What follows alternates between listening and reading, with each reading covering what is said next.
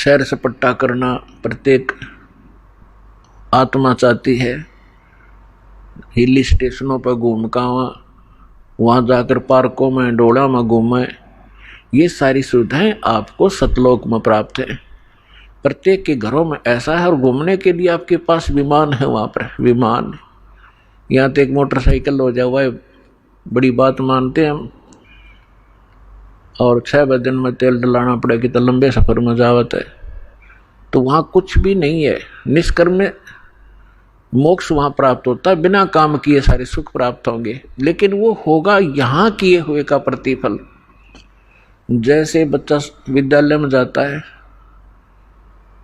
और विद्यालय में यदि वो उन सुखों को प्राप्त करता रहे जो उसने नौकरी प्राप्त करके प्राप्त करने थे, विद्यालय में यदि वो ऐसे ही सैर सपट्टे करता रहे, टीवी फिल्म देखता रहे, गाने सुनता रहे, जो उसका उद्देश्य उसको कर नहीं रहा, तो वो आगे चल के बहुत दुखी होता है।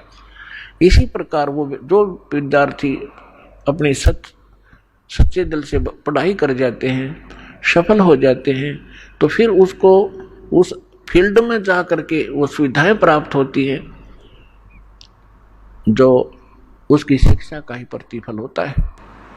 ठीक इसी प्रकार आप जी विद्यार्थी हैं जिनको मानव शरीर प्राप्त है। ये सब ड्रेस है अलग से। जैसे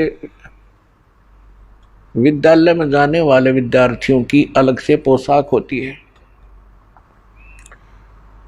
इसी प्रकार आप जी को जिनको मानव शरीर प्राप्त है पूरे विश्व में, ये परमात्मा पाने वाली यूनिवर्सिटी में विद्यालय में प्रवेश प्राप्त कर चुके हैं।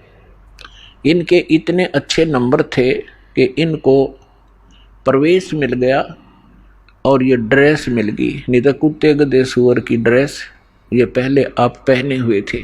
जिसको भी आज मानव शरीर प्राप्त है या कभी भी होता है तो उसका उद्देश्य भिन्न होता है और उद्देश्य को छोड़कर वे यहीं पर कोठी बंगले कार सांग सिनेमे ताश खेलते रहते हैं, राजनीतिक गपौड़ मारते रहते हैं। तो विद्यार्थी फेल हो जाते हैं और फेल होने के बाद फिर उनको कितना कष्ट होता है।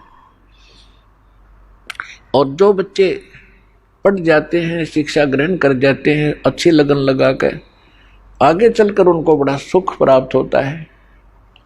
इसी प्रकार आप विद्यार्थी हैं, इस दास के बताए अनुसार ये सिलेबस आप करते रहोगे, अपना दैनिक कार्य भी करते रहो, परमात्मा में विशेष रुचि बनाओ।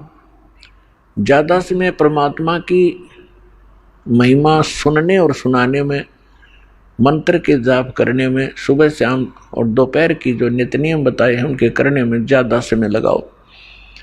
और जो कार्य आप कभी नहीं कर सकते थे और ना ही आप सोच सकते थे कि हमें ये सुविधा प्राप्त हो सकती है इस जीवन में, फिर ये परमात्मा आपको यहाँ के भी सुख देगा।